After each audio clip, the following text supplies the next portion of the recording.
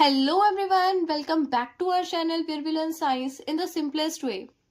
तो इस वीडियो में हम कंबशन एंड फ्लेम के सेकेंड पार्ट को कवर करेंगे जिसमें हम स्टडी करेंगे फ्लेम के टॉपिक को।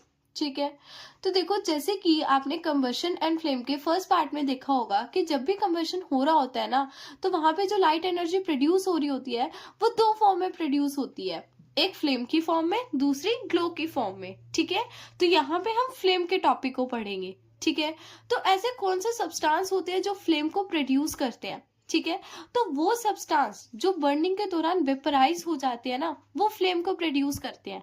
जैसे कि हमारी होगी कैंडल। जब भी आप कैंडल की विक विक क्या होती है, जो कैंडल की बत्ती होती है ना, उसको हम विक बोलते हैं। ठीक है, तो जब भी हम इस विक को जलाते हैं ना, तो ये विक एक फ्लेम को प्रोड्यूस करती है।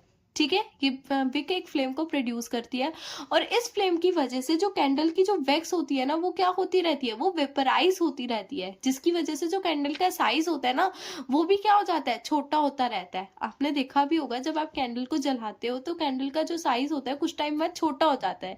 ऐसा क्यों होता है? क्योंकि जो कैंडल की वैक्स होती है ना, वो वेपराइज हो जाती है। ठीक है, तो अब हम देखते हैं इन्हीं फ्लेम में कितने हमारे जोन्स होते हैं, मतलब फ्लेम के कितने पार्ट्स होते हैं। ठीक है, तो देखो फ्लेम का फर्स्ट जोन होता है नॉन ल्यूमिनस जोन, जो कि ब्लू कलर का होता है और सबसे ज्यादा हॉटेस्ट पार्ट होता है। ठीक है, तो जब भी हमें किसी भी चीज को मेल्ट करना होता है ना, तो हम इस वाले जोन का यूज करते हैं। ठीक है, उसके बाद सेकंड जोन आता है ल्यूमिनस जोन। अब ये ल्यूमिनस का मतलब क्या है? ल्यूमिनस का मतलब जो चीज शाइन करती है। ठीक है, तो फर्स्ट वाला जोन जो होता है वो नॉन ल्यूमिनस होता है, ये एकदम शाइन नहीं करता, मतलब ये एकदम चमकता नहीं है। ठीक है, ब्लू कलर का ही होता है। उसके बाद आता है ल्यूमिनस जोन, जो कि किस कलर का होता है, जो येलो कलर का होता है। ठीक है, जैसे आपने कैंडल की फ्लेम में देखा भी होगा कि उसका सबसे अपर वाला जो पार्ट होता है वो एकदम ब्लू कलर का हमें दिखता है, उसके अंदर कौन सा पार्ट होता है, येलोइश कलर का दिखता है। फिर अंदर सबसे अंदर वाली जो कैंडल की जो छोटा सा पार्ट होता है वो हमें ब्लैक कलर का दिखता है ना। और ये जो ल्यूमिनस जोन होता है ना, ये मॉडरेटली हॉट होता है। मॉडरेटली हॉट का मतलब ये ना तो ज्यादा गर्म होता है ना तो ज्यादा ठंडा होता है। ठीक है, डार्क जोन, उसके बाद लास्ट जोन आता है हमारे कैंडल के उसमें, जो कि कौन से कलर का होता है, ब्लैक कलर का होता है। ठीक है, और ये सबसे कम गर्म होता है। ठीक है, तो अब हम कवर करते हैं फ्लेम के सारे जोन्स को डिटेल में।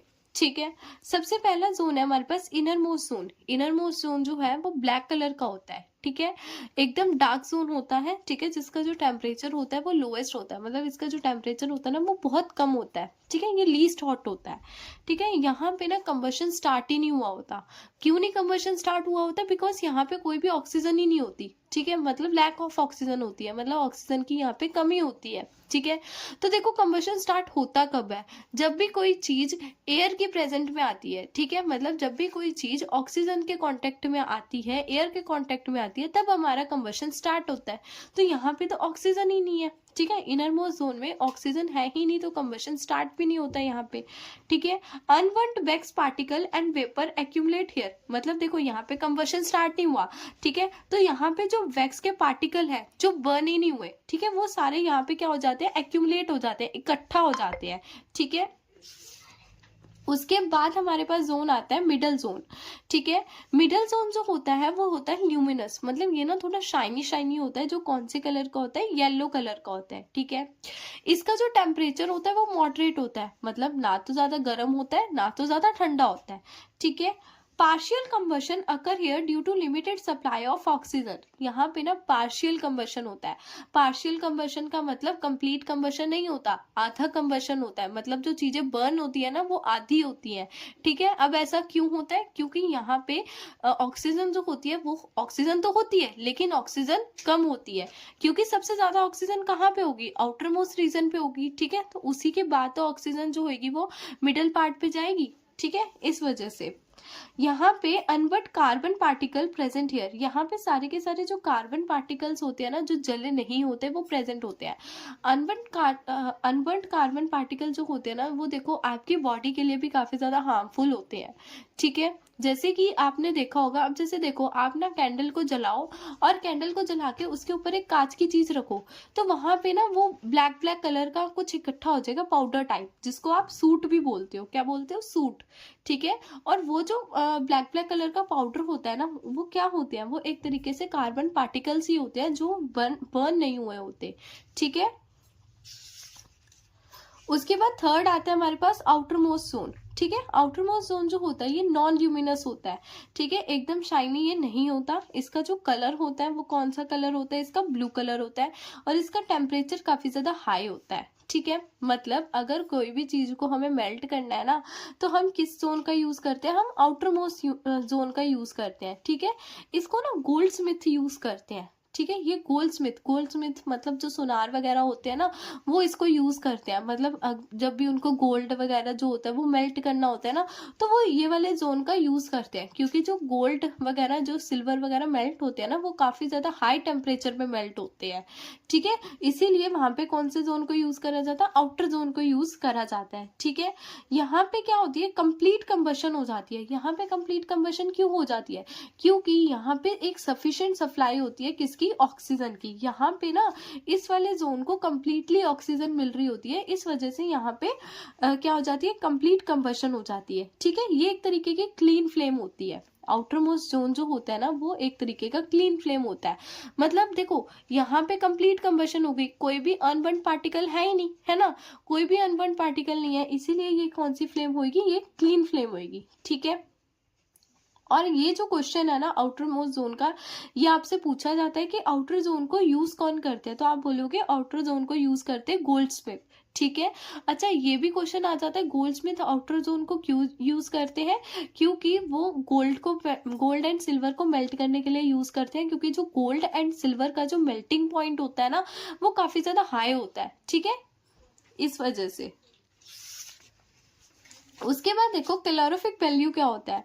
कैलोरीफिक वैल्यू का मतलब होता है amount of heat produce on complete combustion of 1 kg of fuel.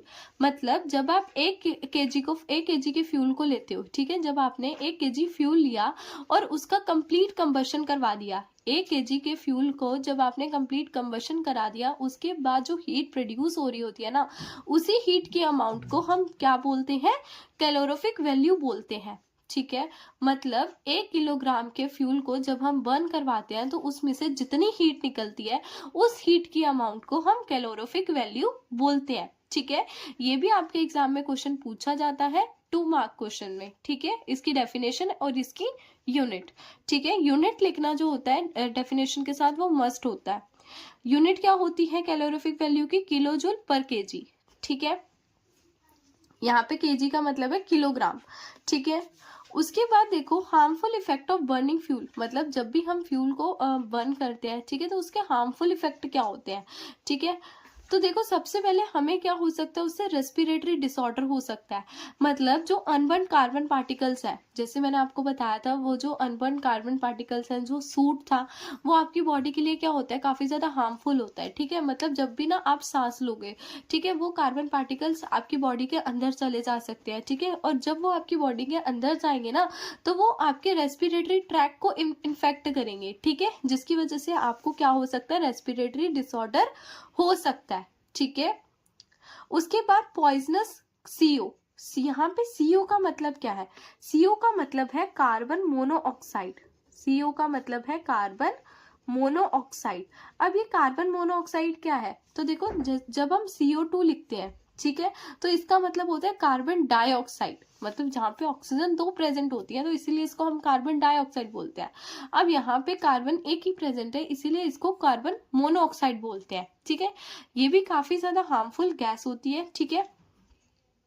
Produce from incomplete combustion. ये भी ना इनकम्प्लीट कंबशन, जब कंबशन जो होता है ना, वो पूरी तरीके से कंप्लीट नहीं हुआ होता है। मतलब जब कोई सब्सटेंस है वो पूरे तरीके से बर्न नहीं हुआ होता, तब ये पॉइजनस कार्बन मोनोऑक्साइड प्रोड्यूस होती है, ठीक है। अब देखो जैसे कि आपके घर में हीटर होते हैं, ठीक है। अब आपको ना हीटर जो होता है एकदम बंद कमरे में चला के नहीं रखना चाहिए। बंद कमरे में चला के आपको हीटर क्यों नहीं रखना चाहिए, ठीक है, तो आपके घर में जो हीटर होते हैं ना, अब उसको आपको ना चला के नहीं सोना चाहिए। अब ऐसा क्यों होता है? क्योंकि जब आप हीटर को चला के सो जाते हो तो आपका रूम एकदम बंद होता है, ठीक है। तो जो हीटर में जो कोयले वगैरह यूज करे जाते हैं, जो कोल वगैरह यूज करे जाते हैं ना, उनकी कंबशन अच्छे से नहीं हो पाती, कंप्लीट कंबशन नहीं हो पाती, ठीक है। कंप्लीट कंबशन क्यों नहीं हो पाती? क्योंकि जब रूम एक तरीके से पूरा का पूरा बंद होता है, ठीक है, तब वहां पे ऑक्सीजन की सप्लाई क्या हो जाती है? कम हो जाती है, ठीक है। जिस वजह से उस कॉइल की जो कंबशन है वो कंप्लीट नहीं हो पाती, ठीक है।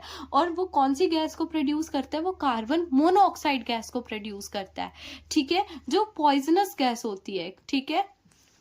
और ये इनकम्प्लीट कंबशन, ठीक है। तो जब भी इनकम्प्लीट कंबशन होगा तो वहां पे कार्बन मोनोऑक्साइड गैस जो होगी वो प्रोड्यूस होगी, ठीक है, जो काफी ज्यादा हार्मफुल होती है, ठीक है। उसके बाद नेक्स्ट आता है ग्लोबल वार्मिंग। ग्लोबल वार्मिंग क्या है? मतलब जब कार्बन डाइऑक्साइड का जो एमिशन है, मतलब जब आपके इन्वायरमेंट में, जब इन्वायरमेंट में कार्बन डाइऑक्साइड गैस जो होती है वो बहुत ज्यादा बढ़ जाती है, तो उसकी वजह से क्या हो जाती है? ग्लोबल वार्मिंग हो जाती है, ठीक है। उसकी वजह से क्या हो जाती है? ग्लोबल वार्मिंग हो जाती है, ठीक है।